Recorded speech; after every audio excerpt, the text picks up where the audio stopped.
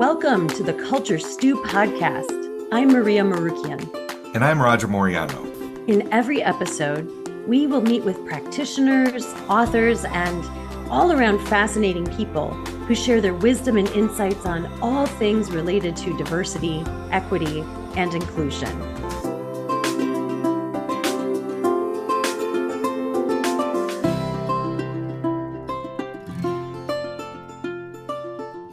Roger, thank you so much for connecting us with our guest today. He was phenomenal. I really enjoyed our conversation. So I know you probably have many reflections. I do too. Just for our listeners, so we interviewed Scott Tharp, who is an active scholar and practitioner and educational interventionist. His research interests focus on the development and assessment of social justice education and pedagogical practices. And so it's just really interesting to see how he weaves all of that together. I know that he's published a lot, and you are very closely connected with some of his publications. He's the author of 2 books, Doing Social Justice Education, A Practitioner's Guide for Workshops and Structured Conversations, and his other book, Decoding Privilege, Exploring White College Students' Views on Social Inequality, which is just really profound and very timely. He is currently at the University of Illinois, Chicago, serving as the Associate Director for Academic Program Review and Assessment, where in that role, he's really focusing on students' educational experience and partnering with all of the academic degree programs and institutes and centers to regularly, frequently assess the student learning experience and make sure that they are not only reviewing these processes, but improving them over time. Scott also wanted to make sure that he was not here as a representative directly of the University of Illinois, Chicago. However, I think all of his personal stories and narratives, as well as his views, are really profound and important, whether we're thinking about that from an academic institutional setting or any other type of organization or industry. So, Roger, I know you and Scott go way back. Tell me a little bit about what you got out of the conversation that we had with him today. Yeah, thanks, Maria. And I think today's conversation really reinforced for me how Scott really embodies the type of commitment to equity, inclusion, and anti-racist culture that we ask organizations to really consider in how people show up, how leaders show up, right? That he sees himself as someone that can contribute to a more equitable community, equitable spaces through his own work in a variety of different ways, right? That you don't have to be someone that's the DEI director or vice president of an organization to help contribute mightily to creating a more inclusive and equitable environment. That you could do it through the lens of a data analyst. You could do it through being a leader of an HR office. You could do it through a variety of different ways. And that's been evident for Scott and how he has shown up in the world since I've known him. I first met Scott when he was finishing his last year as an undergraduate at Elmhurst College, now known as Elmhurst University. And from the very beginning through today, we've struck a great relationship. And it's very obvious to me through how he lives his life, how he engages in his professional work and in his writings. I was fortunate enough to be asked to contribute to his first book. Through that process, he embodies what we are asking organizations and communities to do, which is to really see the multifaceted ways that we can contribute to more equity, more inclusion, and to really understand how important it is to ask every community member what they care deeply about and most about in the community that they're a part of, so we can best serve one another in a way that really embodies inclusion, opportunity, and that every human being feels valued and of worth.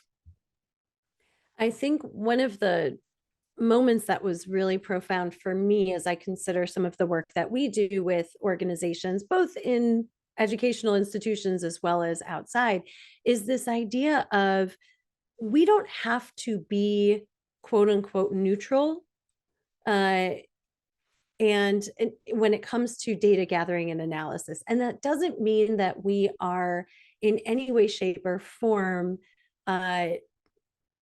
compromising the credibility or the reliability of the data, but simply being able to recognize that as human beings, all of us are going to be, whether we realize it or not, contributing to the data gathering process, the data analysis process, and our own personal narratives and experiences and biases are going to be present. So to the extent that we can make sure that we are presenting the data back, particularly to the audiences of people who have predominantly been on the receiving end of oppression, right? The folks that have the least amount of power, whose stories are often not told or not believed, not given that credibility, to be able to present the findings broadly to them and say, here's what we're seeing. We can interpret it our way, but we want to know how you interpret it. What's the story that you're taking away from this? What are your expectations? What can the organization do to address these issues that you see as valid and real for you? And so I think that was really powerful for me to just kind of take a step back and realize that this notion of activism and advocacy does not need to be completely divorced when we are engaging in data gathering, when we're engaging in consultation, that we do need to have that competence and comfort to be able to talk about the realities of these issues of social injustices in order to do right by the data that we're gathering. So for those of you who are listening in, thank you so much. We hope that you enjoy our conversation with Scott Tharp.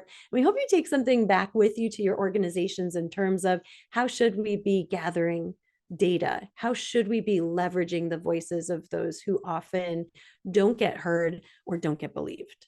Thank you all so much. Scott Tharp, welcome to the Culture Stew podcast. Thank you so much for having me be part of this experience and joining with you all today. Oh, we're so happy to have you. So first question, give our audience a little bit of your backstory. And in particular, think about some of those messages that you recall hearing early in your life that have really had a significant impact on who you are, how you show up in the world, right? When you think about your identity, what were some of those key messages or values that were instilled in you at that early age that have continued to have an impact on you? Sure. So I guess as a brief introduction to who I am, so I view myself as an educational interventionist. So my background educationally came up through social work professionally with a focus in intergroup dialogue facilitation, and then went on to get my doctorate in curriculum and instruction, where I did my research in social justice education, curricula design and assessment, and professionally have had two halves in my career. The first half being um, that of a diversity social justice educator, where I was designing and facilitating those sorts of workshops and experiences for students in higher education. And then more recently, have pivoted into assessment and program evaluation and doing that work in higher education.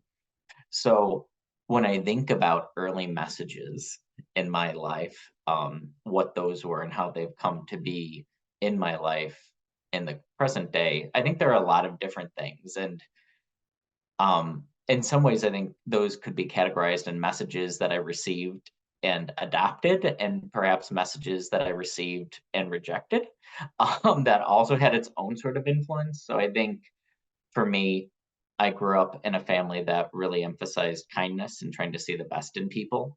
Um, and I also think that growing up was a theme for me, but it was really also when I was in my undergraduate education, and was one of the first times really learning about the Holocaust and what bystanders did and looked like. And those stories really helped me think about like how there is always good that can be found.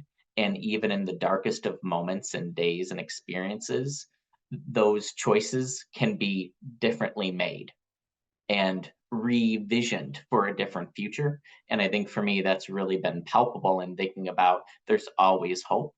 And in, even in terms of how I think professionally, that's really transcended into perhaps my love of Paulo Freire and his work, and in particular, his thinking and writing about critical hope. and what that means, and where we draw hope, inspiration, and optimism from that. I also think I've had a lot of messages growing up in a working class family about hard work and needing to prove yourself. And when I look back at those, a lot of good came from that. Also, some problematic things around obedience and not always questioning authority that I've had to reconcile and think differently as I've grown and moved on in my life.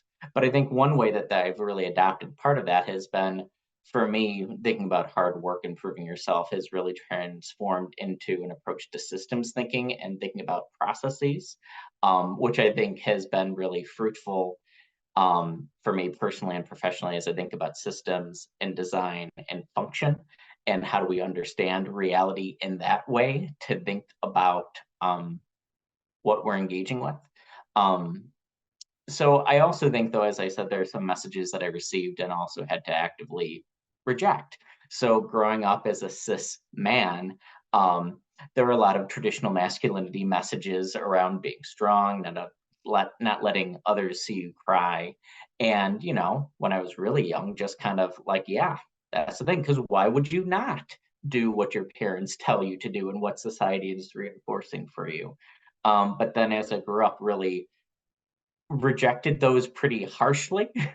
And perhaps that's why I ended up going into social work, which is, I think, maybe the antithesis of not embracing feeling, and rather embracing feelings as valid and real. And how do we learn from that? And even now, really loving social emotional learning, Mm, and thinking about the relationship between that and social justice education that doesn't create a disconnect between the cognitive and the emotional, but really leans hard into the both and of that.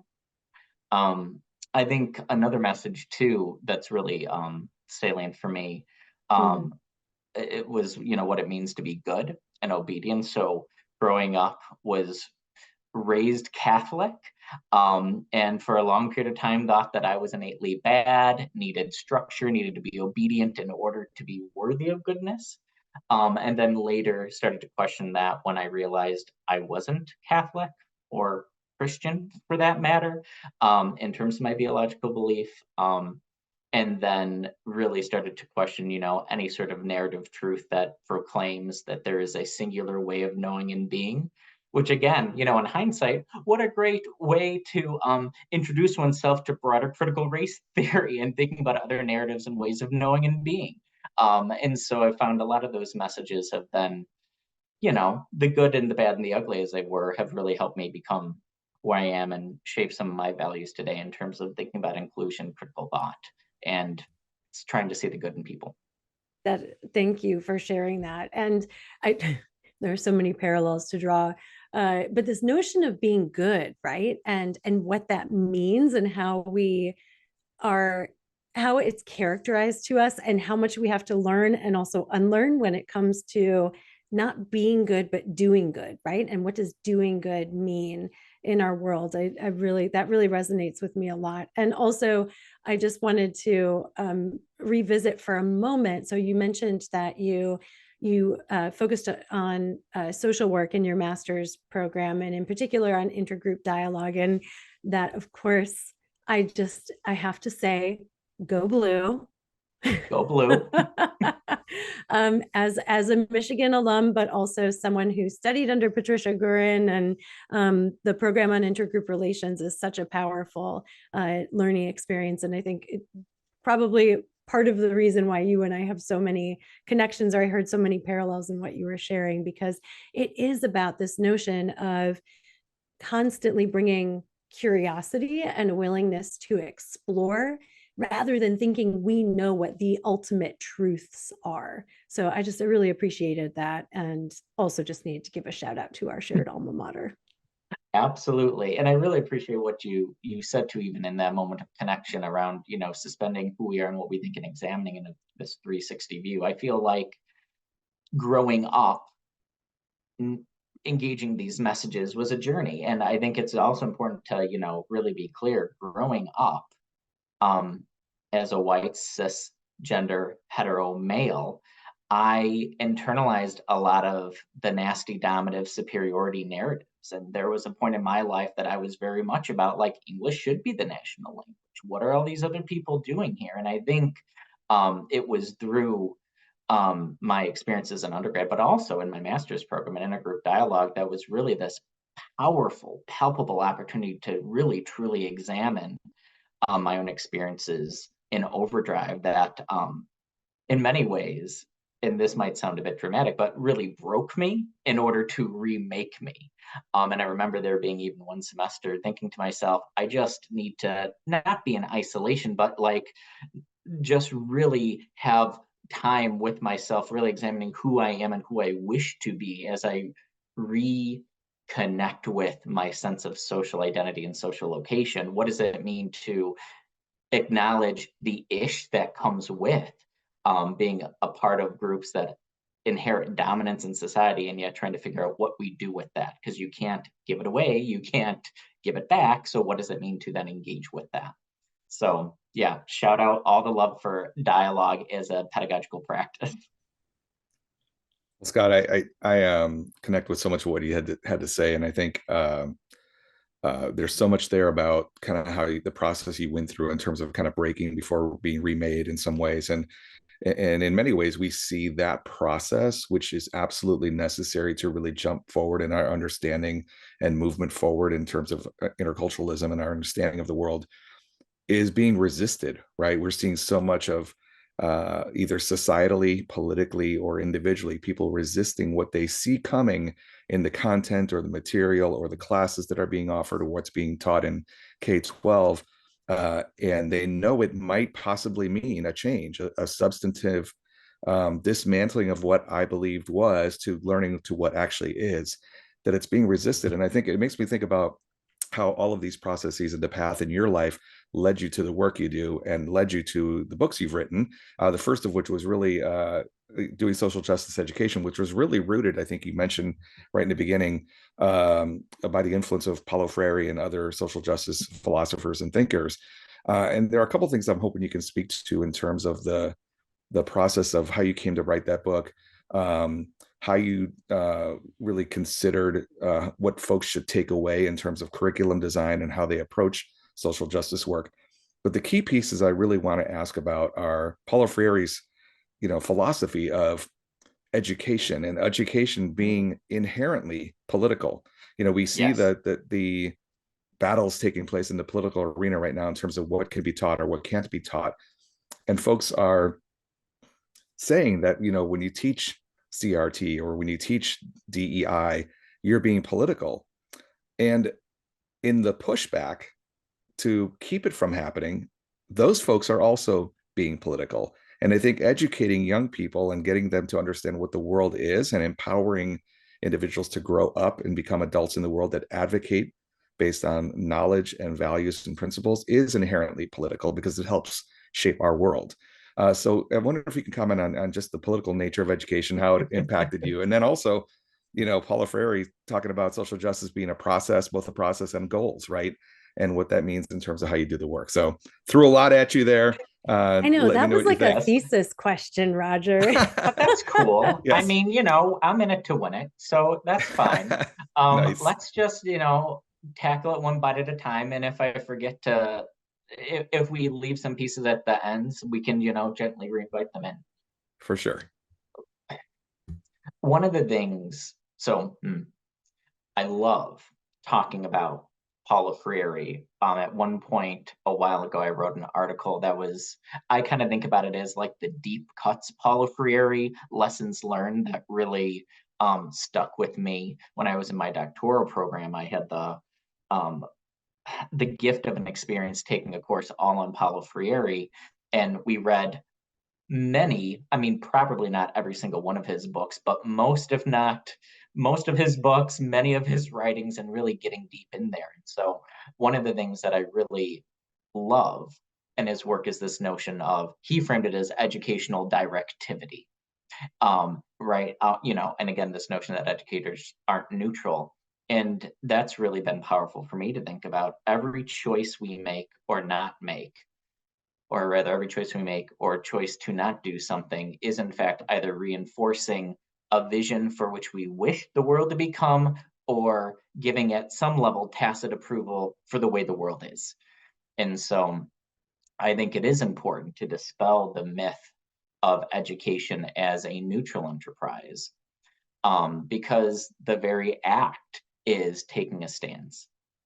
What I think might be helpful, and I'm kind of forming this as we have this conversation, is playing with the notion of what it means to be political. Because on one hand, I agree, everything is political. And I remember when I was an undergrad having conversations with the chaplain at the time and really rejecting that notion. And the chaplain would say, everything is political. And I said, I don't like politics. Oh, look at me now, 20 some odd years later, having these conversations, right? But like really wrestling with that. But I think the notion of framing something as political is tricky, because I think on one hand, we could say everything is political if we believe in the framework that there is a constant conversation around who does not have power, access, resources, and that is innately a political framework to think about reality.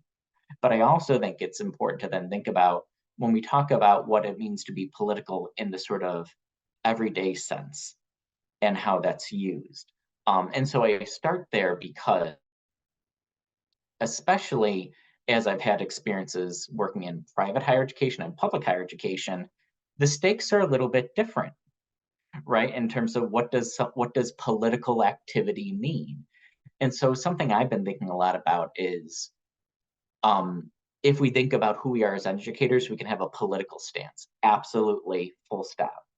But how we frame DEI work, on one hand, yes, we can talk about it as political, but I think we might be differently served if we think about the conversations we're having as not innately political, but rather are framed in a polarizing way, to try to get out of this battle between left and right that then has these legal implications around what we can or can't do, right? And so if we think about how the battle on wokeness is happening, and the attacks in higher education around what should or shouldn't be talked about, CRT, difference, inclusion, broadly speaking, I think in some ways that's happening because if DEI is framed as an object and product of a political ideology in the sort of left right Democratic Republican continuum, I think that doesn't serve us as well in saying talking about difference is good. That it, full stop. There are philosophies, philosophical stances that would even agree. The law of plenitude, that diversity is innately good, that the more is better, right? And so we could have these sorts of arguments.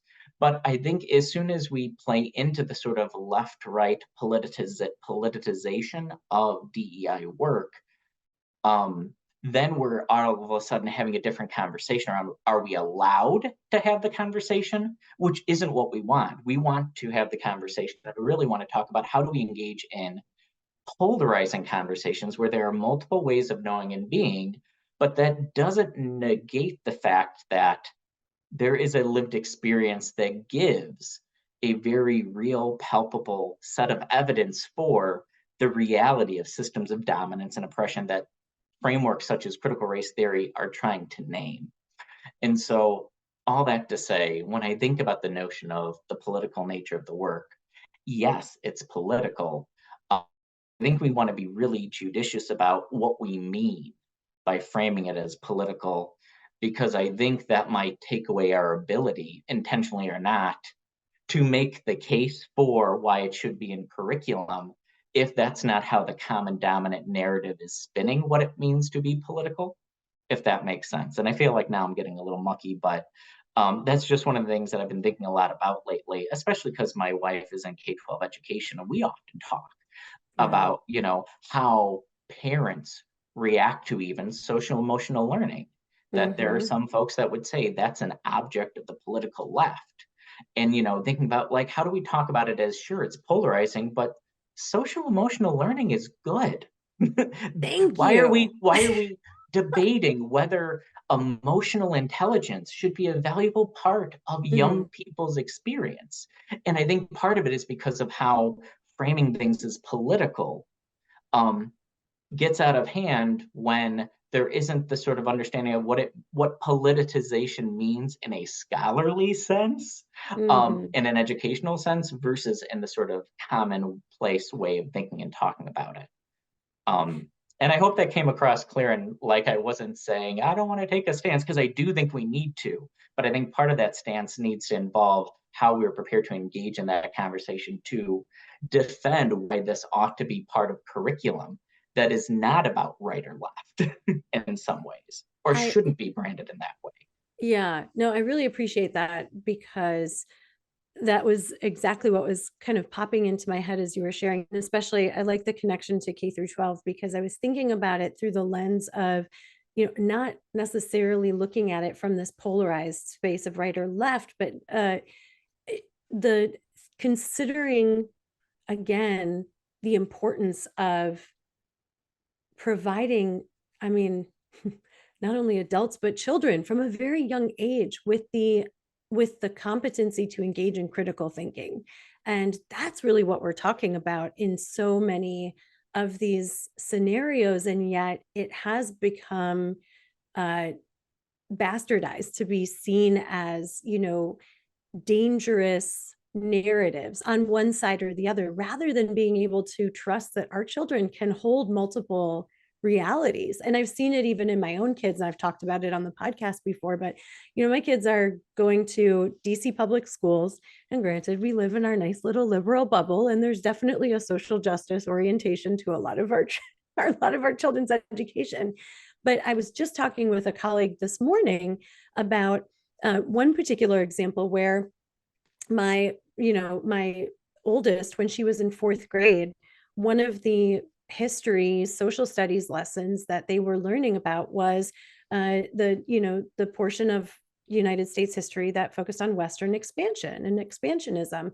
And the way in which they were learning it was not necessarily about the decisions that were made and whether they were good or bad, going again back to this idea of what constitutes good, but it was considering progress at what cost, right? And Yes. understanding from these historical narratives the pros and the cons, the potential consequences as well as benefits that come from any major historical decision. And so I think being able to trust that people, humans, all the way to a very young age, from a cognitive space, can hold these realities. And actually, it's really good for us to be able to engage in this sort of critical thinking, right? Understanding things from a variety of perspectives rather than putting a polarized lens or a politicized lens on it, but understanding it from a higher level of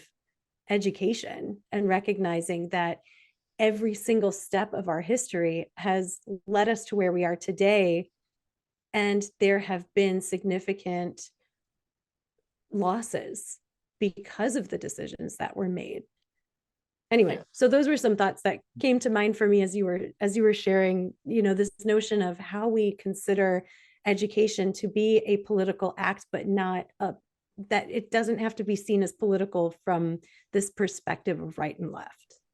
Absolutely. And one of the things that, in hearing you share your own experiences with K-12 education reminded me also of this notion that how important it is to talk about in education broadly, to share information not solely as decided fact or truth, but as a process through which knowledge is determined and decisions are made. Because I think back to even what we were talking about earlier, early influences and messages. If we don't learn about the process for how decisions are made, how do we then realize we have agency on an interpersonal, or macro level to revision a different way of knowing and being? And also thinking about this now, I haven't thought about this in this type of way, but one of the things I'm always telling my 5-year-old, whenever he asks me something, is like, well, that's a choice you can make. And now I'm thinking about it, I wonder if there's an intentionality about trying to reinforce you have agency and where you have agency, and to embrace that, um, is I think there's something powerful.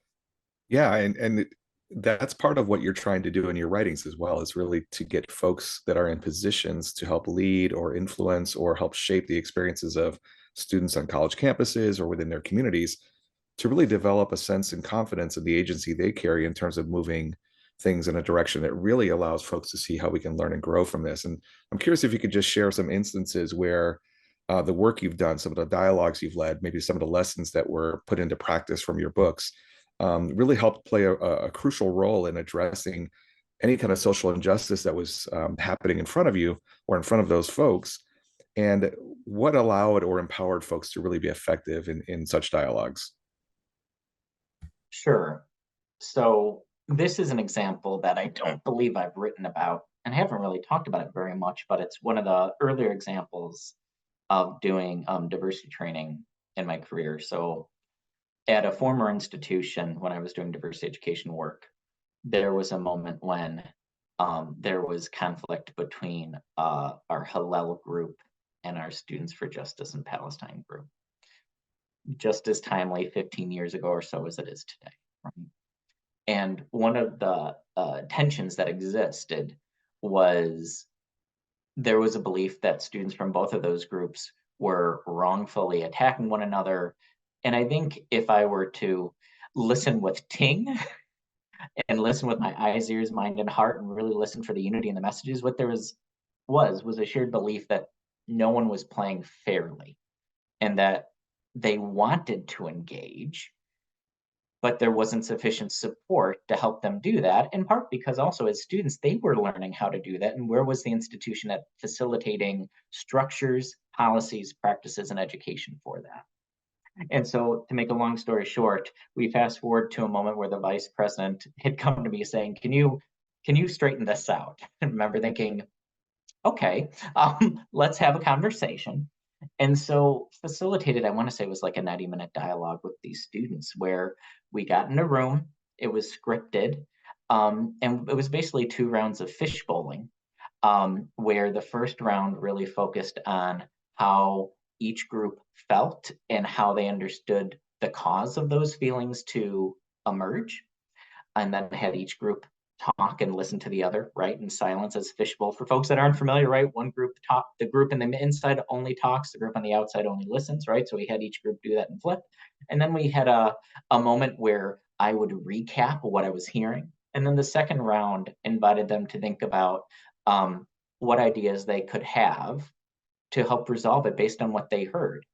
And I think to the question around an example of how doing this worked well, there was a clear vision for how to do this, and also belief that if we give students the opportunity, they can show us the way.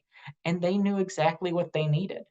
They wanted guidelines and boundaries for what they should or shouldn't do. And I remember one of the very concrete things that emerged was this suggestion of, if we're going to make claims about quote unquote truths, let's cite it. Because as an educational institution, that promotes scholarship. Let's claim where we're getting our evidence from to engage what that looks like, as well as other things. And after that, the students, I think, were more unified than I had ever seen them. Unfortunately, the institution didn't decide to adopt those suggestions. And then there was this beautiful moment of the student saying, but why not? We agreed. We want this.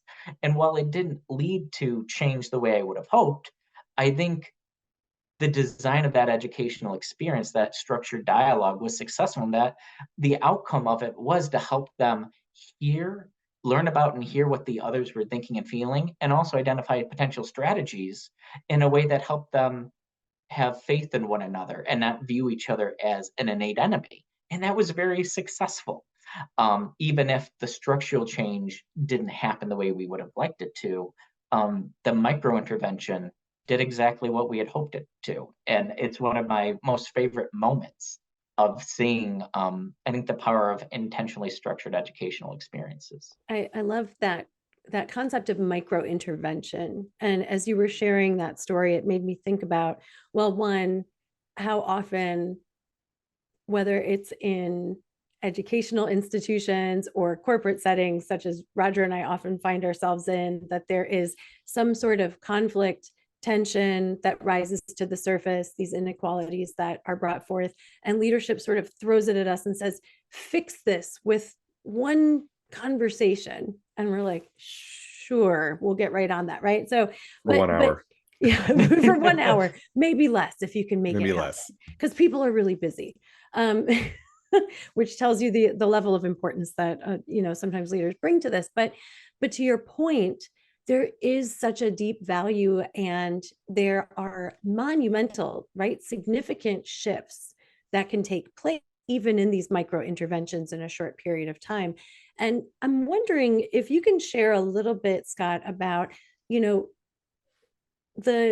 connection between these types of interventions where it's very palpable, it's dialogue, it's emotional, it's that facilitated experience, and connect that to some of the work that you're doing now, because you've sort of shifted to more of an institutional lens and looking at assessment at that sort of higher level. And so I would assume that we need both, right, in order to really build and sustain long-term change for some of these, some of these goals that we're setting for ourselves. But I'm wondering if you can talk a little bit about what caused you to shift into this sort of more higher level institutional space, and how is that work focusing on academic assessment, program review, supporting your values and your vision? So I think the abbreviated story of my transition really is grounded in reaching a point of doing diverse and social justice work that as a straight cisgender man, heterosexual, temporarily able-bodied man doing this work, love this work, committed to this work, but also trying to think about where there are other opportunities for me to be engaged in this work that might not necessarily be leading a cultural center or an office of diversity, which as times evolve and the context of higher education evolves, may or may not, for various reasons, be the place for someone who shares my positionality to be in that space. And so thinking about that realized for me, a different way of engaging dialogue is through data. And while I think data sometimes gets a bad rap, and rightfully has some good, honest critique because of the history and origin story of how measurement has began and evolved and has been used to marginalize and minoritize communities, I think at the end of the day, it's a different form of narrative. How we look at information about students, about programs, helps us understand who we are and who we wish to be. And found myself really attracted to being in positions to help us think about data. And so instead of just looking at quote unquote all students, how do we intentionally disaggregate information to help us understand who these students are that we're serving and who those students are that we're not serving, and forcing us to think about, well, what do we wish to do with that then? What are we prepared and willing to do? And so for me, I think while the job titles are very different, I think what's similar is how do we help parts of the institution, whether it's students, faculty, and staff in the micro intervention training sense, or institutions as the location of social change, think about who they are using evidence about their own story, whether it's the story of the institution or the story of the individual in their social location. And so that's kind of my journey into that. And I think the ways that I try to do that are multiple. So whenever, so in my roles, I've done co-curricular assessment and evaluation, I've done academics assessment and evaluation. And so one of the ways that I try to help us think about that work is, of course, challenging our assumptions about whom we're talking about. Whenever we talk about all students, being intentional about breaking that down, using evidence to guide that analysis, disaggregation. So at a previous institution, when there was some work being done around supporting students around retention, being really intentional about how do we break that down beyond what was being asked. And at the time, being asked to break it down by race or gender or social class, but even thinking about developing methods for multi-sectional and intersectional analysis to think about what does our retention rate look like? What does our persistence rate for students involved in certain programs look like if we are looking at not just at students of color, but low income first generation students of color? How does that form of triple jeopardy influence their ability to thrive? And what is the institution willing to do about that in terms of designing of programs and initiatives, in terms of thinking about policies, in terms of thinking about practices? So I think the other connection between my first life and my current life, if you will, well, social justice education formally encourages folks to think about systems of dominance and oppression and how they perpetuate that. Now, in this current moment, getting to help units, whether they're academic programs, co-curricular units, think about their processes and practices and how they reinforce old ways of doing business or new ways of doing business that might help them be more conscientious about who their students are and who they care about serving, to hopefully close the gap between what their mission is and what their reality can be. I think that would be the short way of framing it. And I'm happy to talk more about that if there are more specific ways that we'd want to disentangle the relationship between equity and data. I think that was really helpful, and and it made me think also the other aspect of data collection that's really um, impactful, and I think very evident for those who do the work, whether it be in the corporate sector or in higher education, is the will to take what is being revealed from the data and then to, as you said, determine how time, energy, and resources are spent to really put into place the mechanisms or the programs or the structures that are needed to really address what's right in front of us. And I think that's one of the challenges that we've seen. One of the challenges that we've seen in working with organizations and in my own career in higher education as well, is getting folks to look at the data and then say, we have to do this, right? And we have had feedback both at MSM Global and in my time in higher education. I often heard the phrase being used, from folks who were looking to see new programs developed or mechanisms to help support what's being revealed by the data, saying, yeah, we have all the data, we have all the information needed, but do we have the will, and does the leadership have the will? And I'm curious how your work in the research you've done, but also just in your everyday work, how you've crossed that divide of getting folks to see what's in front of us in terms of the information we are now aware of, and then getting folks to act, particularly in leadership roles. Well, isn't that a nice, sizable, hefty question, Roger? You're just, pitching all the good ones. Indeed. I think something that's helpful, a framework that's helpful to think about this, that I've been thinking more and more about. Henning and Lundquist in, I think, 2018 penned an article that was talking about moving towards socially just assessment. And since that article came out, there's been a bit more work done to further refine and think about it. One of the things that I really like about it is it essentially created a continuum of thinking about data practices. They use the language of assessment and learning assessment in particular, which love learning assessment, but I think you could translate it more broadly. But thinking about what does it look like if you're committed to bias-free assessment? What does it look like if you're committed to culturally responsive assessment? What does it look like if you're committed to socially just assessment, and some others as well? And I think for me, I think one of the most important questions, higher education, an organization that has data and is trying to reconcile what it is willing to do in relationship with that data to serve a different vision of the reality, is to think about, if you use that framework as a tool, what are you willing to do?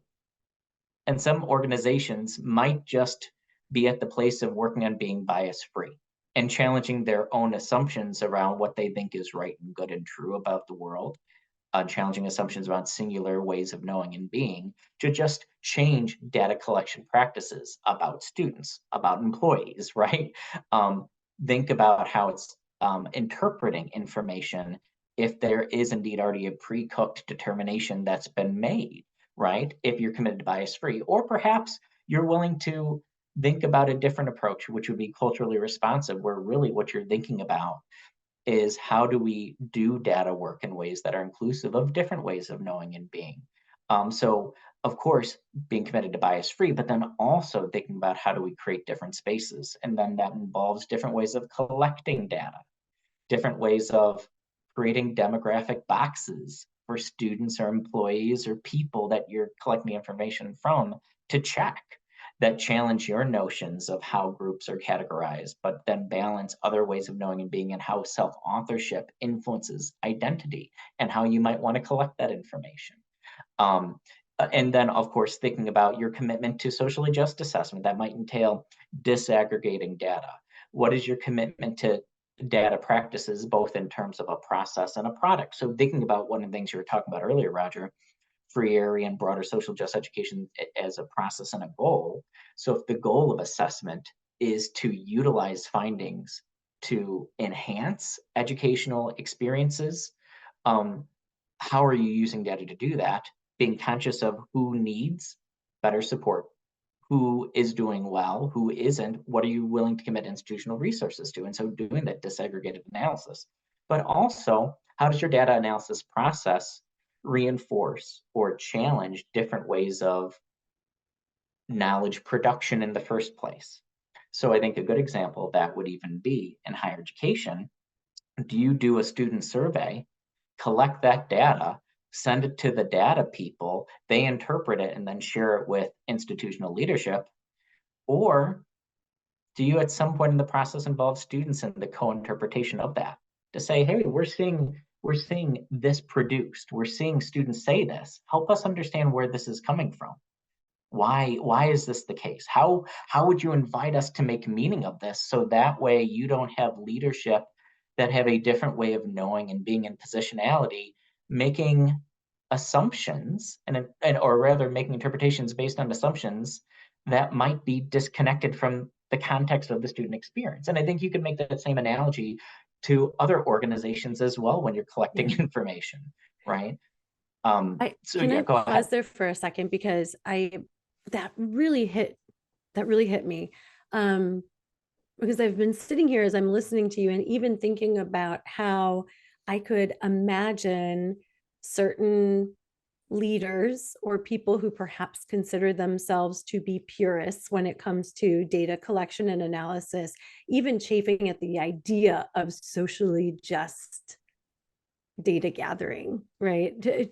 Conflating those two to be, there's no way that we could actually maintain the validity and reliability of our data gathering and analysis if we're bringing a social justice mindset. Because again, going back to that perceived politicization of this, and holy moly, we're seeing that right now in terms of all of the increased sort of political attacks and on, even just the notion of the words diversity, equity, and inclusion, and, the whole anti-wokeness campaign. But what you just said about putting the data back into the hands of the people who are often in the space with the least amount of power and voice, and giving them the opportunity to help us interpret that, man, that is powerful. Because again, it's not saying I'm bringing my own political or ideological views to the way that I analyze this data as the data analyst. I am putting it into the hands of others, of whether it's students, whether it's employees, whether it is the public, and saying, how should we be interpreting this? This is really interesting to us. We could bring our own lens, but we want to know what you think and what should we do with this data. That's really powerful. I'm curious to know, Scott, though, how does that land with administrators, with leaders, with those sort of self-proclaimed purists? Do you get pushback?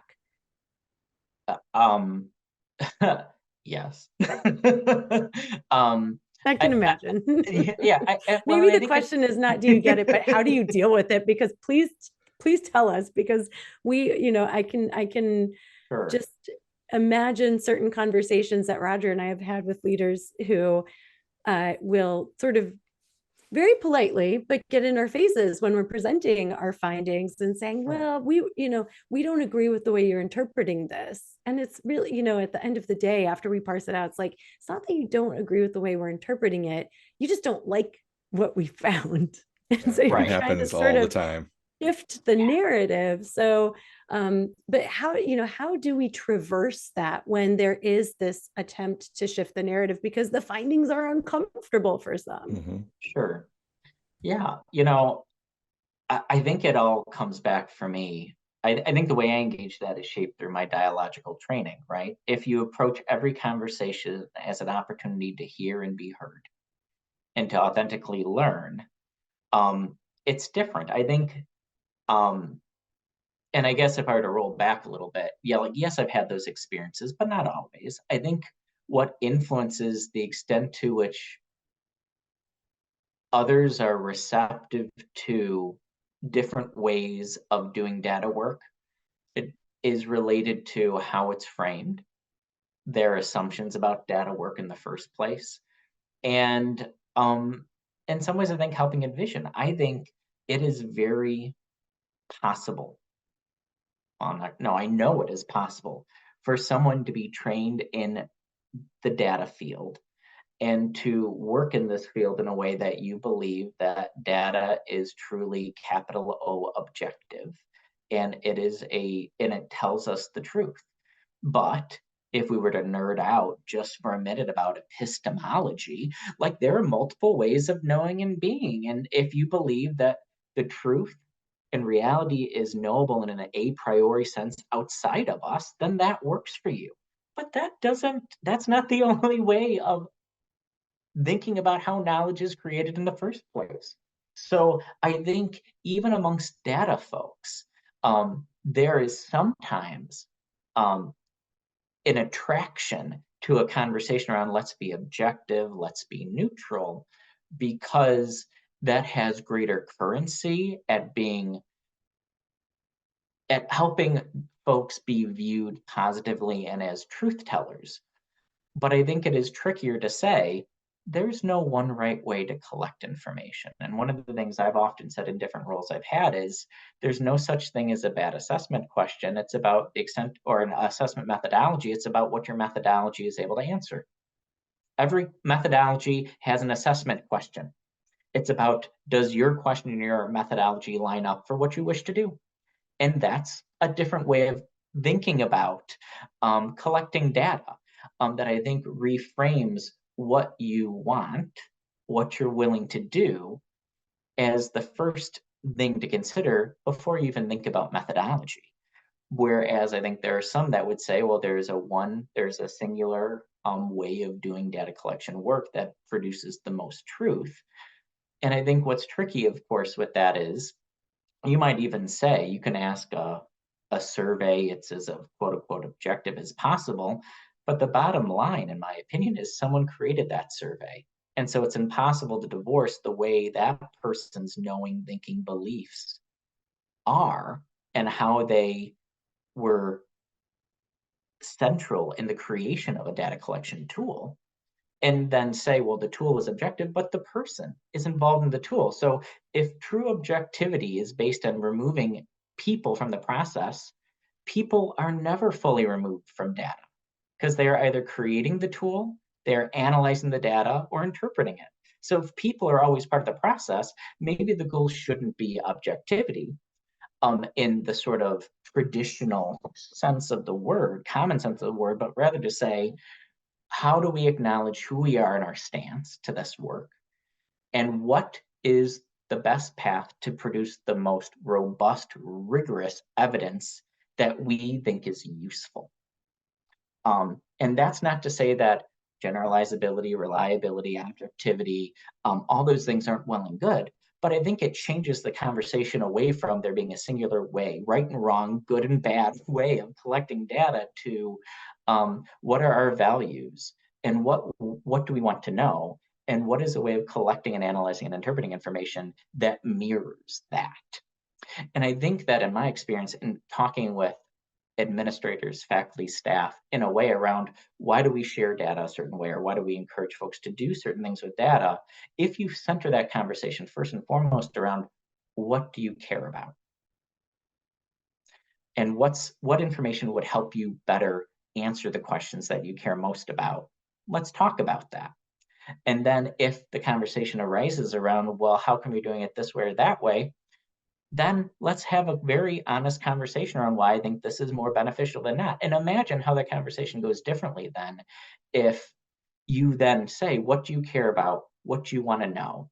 Now let me propose a process that involves member checking, which for the record is a very valid methodological practice in qualitative research, right? To say we want to do this because it gives us more confidence in what we're doing. That's a legitimate defensible practice. And if an organization or an entity or a leader doesn't want to do that, that's fine. That's a choice they can make, right? But then that has an influence on what you're able to do, what you're going to be able to gain from it, right? So I find for me that's how I engage those conversations. What do you care about, and what does that do? And then folks hear that and will make the choices they wish to make based on that. To that, I feel that was like the best nerding out ever. Thank you. I really like legitimately, I'm here for it. And it is really interesting, right? To just kind of consider this notion of anytime you have human beings involved in the process, the Right. narrative, the bias, the perspectives, all of our stories are coming with us and we're not aware of it, right? So it's impossible for us to ever be completely neutral, and that's not necessarily a bad thing as long as we're building in the, you know, the parameters and sort of continuing to check and recheck our our data with as broad an audience as possible. So I really like that. I think that's a really powerful way of framing it for folks. Well, Yeah, thank you. you had me pausing there as well, Scott, just because I think what do we care about, or what matters most, right, to us?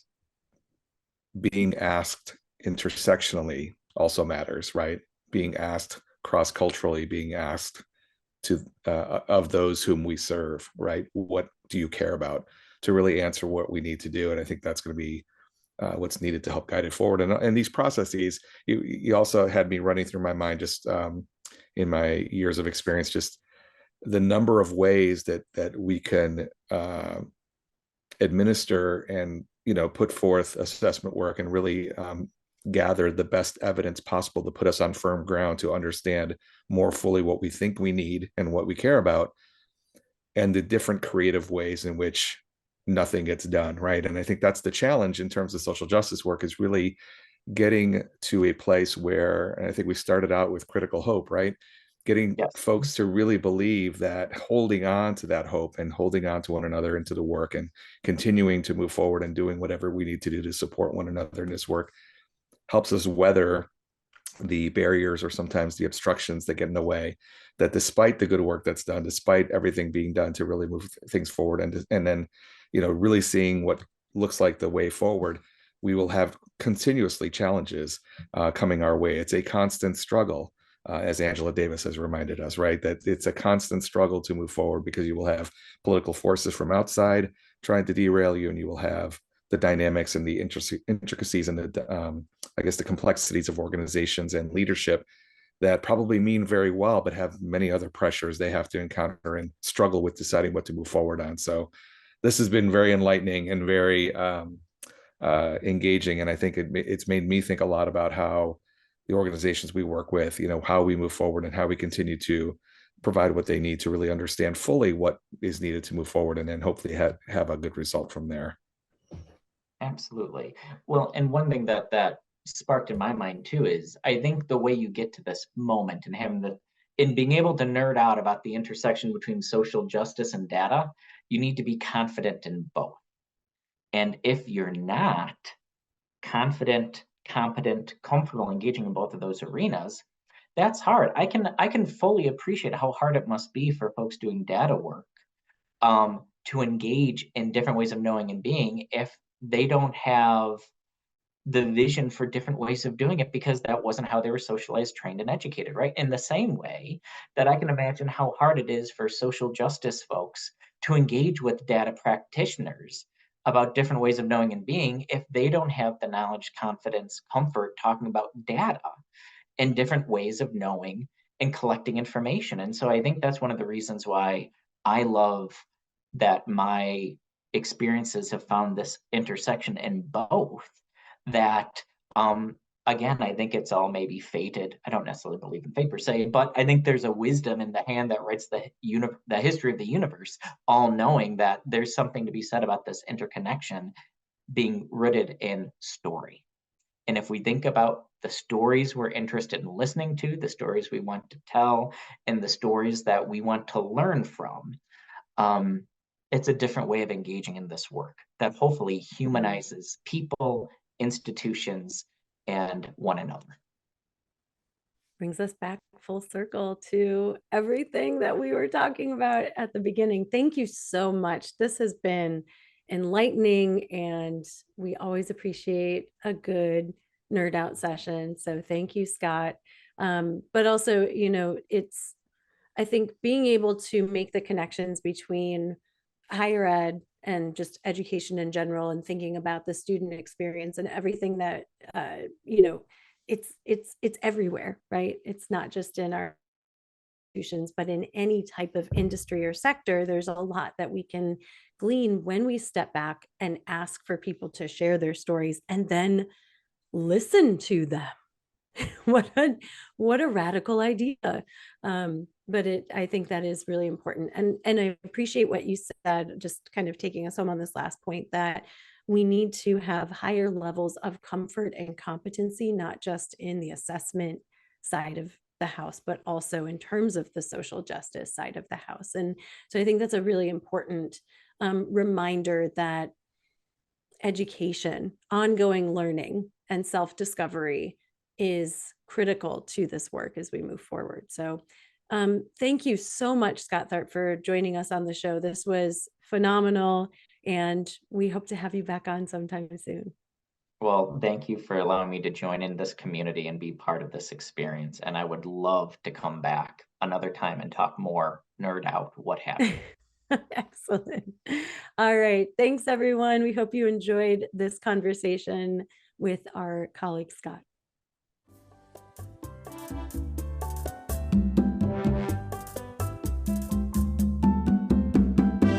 Thank you for listening to Culture Stew. In a world full of podcasts, we are so grateful that you chose to spend time with us today. Culture Stew is produced by MSM Global Consulting and hosted by me, Maria Marukian. And me, Roger Moriano. Are you interested in learning more about Culture Stew and MSM Global Consulting? Sign up for the Culture Stew newsletter at www.msmglobalconsulting.com and send us your stories or your questions at culturestew@msmglobalconsulting.com. And remember to please give us a 5-star rating and review on your podcast platform. See you next time.